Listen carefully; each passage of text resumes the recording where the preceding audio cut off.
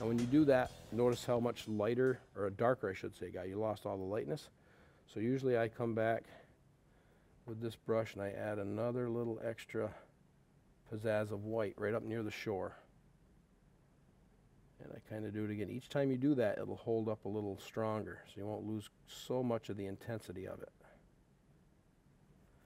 There, see, we got some light shimmering across the water. All right, looking pretty good. Makes me want to go camping.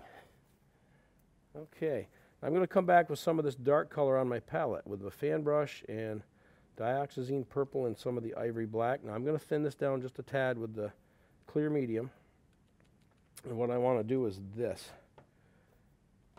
I'm going to hold the brush vertically, and my horizon line is here. I'm going to hold the brush vertically, and if I just tap, it gives me the indication of distant trees.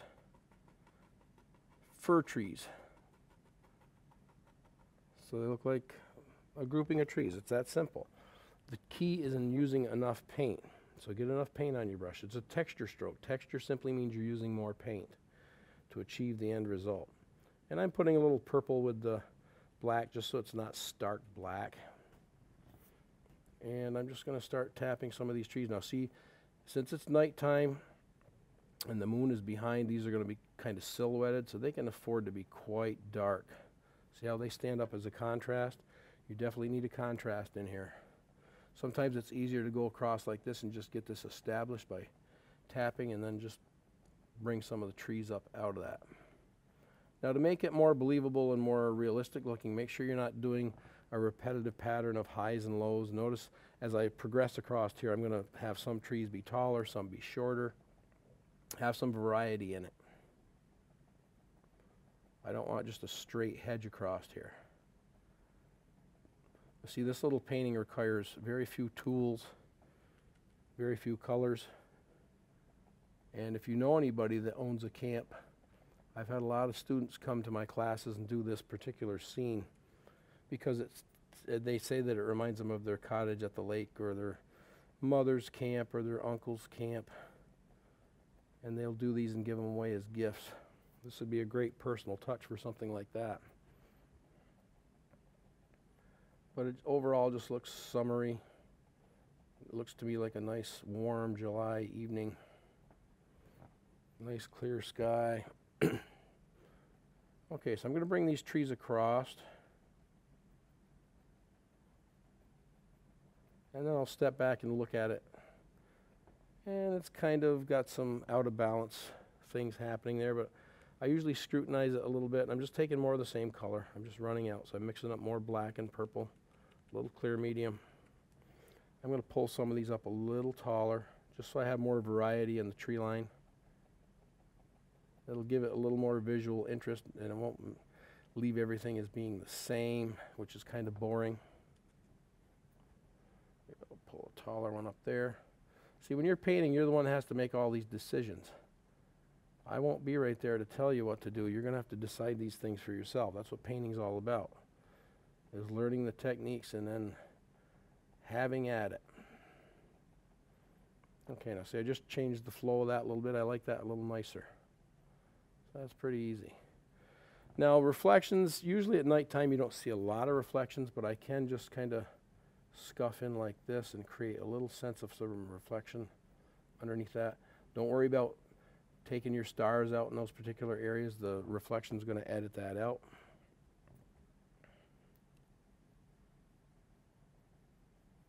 And just a little sense of some wave movements there. The water will look a little choppier. All right, that's looking pretty decent. Now if I take my large painting knife, I'm going to take some titanium white, pull it out very flat, and a flat little smear on my palette, just as flat as I can get it.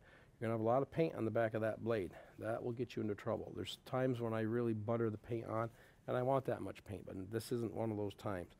Wipe your blade right off, and if I just take it and just seesaw back through that little smear, I get the tiniest little sliver of white on the back of that blade. And especially in line where the moon is, I'm just going to touch like this and create a little sparkle and shimmer across the water. Now, I could drag this out farther, but I don't want to go quite all the way to the edges. This is our focal point. If you had walked in the room, never seen this painting, and all of a sudden you looked at it, your eye is going to gravitate right in this area. I'm doing that intentionally. That's called setting up your focal point or your center of interest. So I want more dominance in that area right there. So see, I can put a little over here once in a while. Once the knife kind of runs out of paint, I go over here to the left and right a little further. But for the most part, I want it kind of centrally located more over here by my moon. That's where most of the dominant light is going to be. Okay. It's looking pretty good, don't you agree? Don't be afraid to give this a shot. I have a lot of free art lessons on Jerry's site as well as on wilsonbickford.com. So check some of those out and it'll kind of get you started with these. Now I'm going to put some foreground element in here. I'm going to go a little darker. This time I am going to use the pure black. I'm going to thin this down. Look how much paint is on my palette. I'm using quite a bit of paint. And I'm just going to pull up like this. I want to put a grassy, reedy bank here in the foreground. If we were launching our boat to go do some night fishing, we'd have to come to this point right here. See, you got to get your values far enough apart where this is going to show. Now see, I knew from the outset I was going to go really dark here, so I had to go just light enough with that background watercolor. So this is going to make a contrast.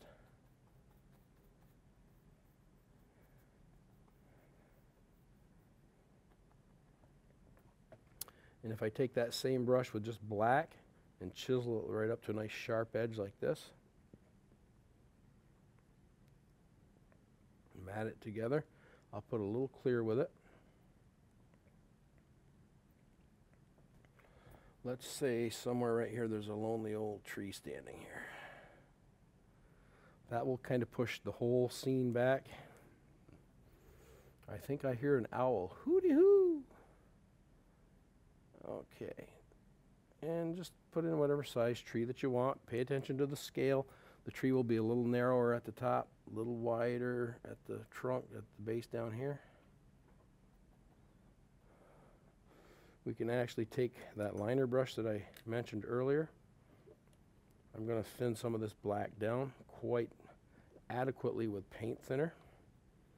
Got to get your paint really thin at this point, almost like milk, very thin. See how much thinner I've got in that pile? The paint is really, really thin, and I scoop it right up and roll the brush right full of paint. I can put a few little scraggly branches. Notice how I'm going to drag these, at least this one here, towards the moon.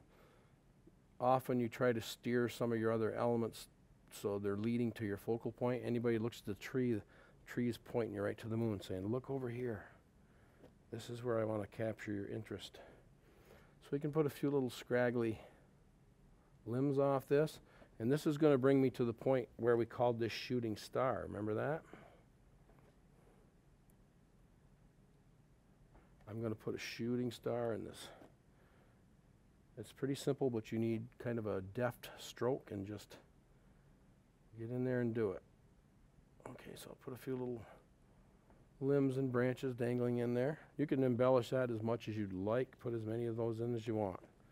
You'll have time to do that at home. I'm going to take some of the white base medium, a little bit of the clear, and a little bit of the thinner to thin it down a little further. Here comes that star. Okay, where do I want it? Where do I want it on this canvas? Now see, I'm loading this up just like I did with the dark color, only I've got white in it now. So it's thinned down. And I'm going to say maybe right through there. Now notice I'm going to brace my hand and my arm, and it's just going to be a pull like this and let it fade out. Like the comet is always brightest at the head, and it just diminishes as it goes away. Don't do a straight line. You want a soft, sweeping arc. like that. And then I'm going to come back and I'm going to scoop up some of this right on the tip of this brush and get a little ball of that paint right on the end of that brush. I want a little sense of a bigger body here at the lead of that. Kind of like that. Is that cool or what? All right, I think so. Okay, and I'm going to show you how to sign this. If I take the same brush, anytime you're using a liner, no matter what you're using it for, you got to really thin your paint down. So I'm using some of this thin white that I've got here, and I'm just going to dredge into some of these purples and whatnot. Get a value that's going to be light enough to show up. Probably don't want to sign it in white. It's going to be too light and too much of a distraction, but I'm going to go with something a little lighter and what the background color is at that given point. I'm just taking some of the purpley gray stuff that I had earlier with a little bit of white. Thin your paint down, and you'll be able to come right in and deposit your name on there. So check out some of these other free art lessons that I've got. I've got a bunch of them on the Jerry's site as well as my own website, wilsonbickford.com. Keep your eye out for my full-length DVDs and try out these wet-on-wet oil painting products that I have on the market now. And I hope to see you in one of my workshops coming up real soon. Thanks for joining me for this free art lesson. I'll catch you a little further on down the road. Thanks for tuning in.